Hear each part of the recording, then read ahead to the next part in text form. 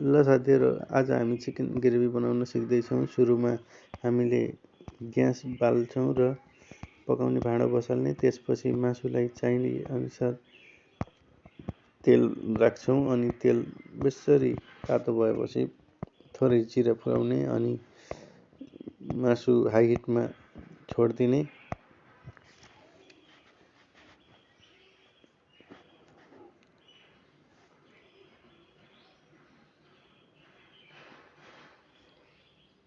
मासुलाई 5 मिनेट जति भुटिसकेपछि अलिकति प्याज राख्ने र चलाउने। प्याज हल्का भुटिसकेपछि चाहिँ मासुलाई चाहिए अनुसारको नुन र बेसार राखी चलाइदिने।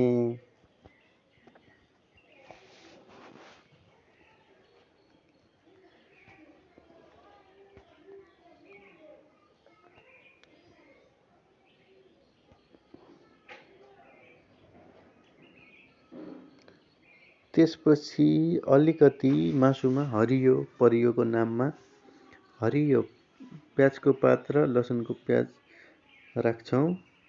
त्यसपछि ग्रेभीको लागि पहिल्यै मसला तयार गरेर राखेको मसला राख्दछौँ। यो मसलामा चाहिँ पेस्ट अनि जिराको धुलो अनि खुर्सानीको धुलो साथै सबै एड गरेर राखेको छ।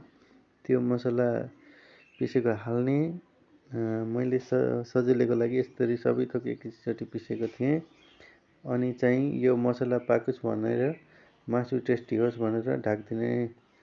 ढाकेपछि 5 मिनेट पछि चाहिँ खोल्ने। खोलेर अनि चाहिँ नि पहिला राखेको त्यो ग्रेभी टमाटरको ग्रेभी साथै त्यो सबै ग्रेभी अलिकति पाकिसकेपछि मिट मसला हाल्छौँ हामीले। मैले चाहिँ सेन्चुरीको मसला प्रयोग गरेको छु साथीहरु। मिट मसला हालिसकेपछि हाम्रो सबै ग्रेभी मसला पाकोस् टेस्टी होस् भनेर फेरि पनि 2 मिनेट ढाकेर छोड्ने।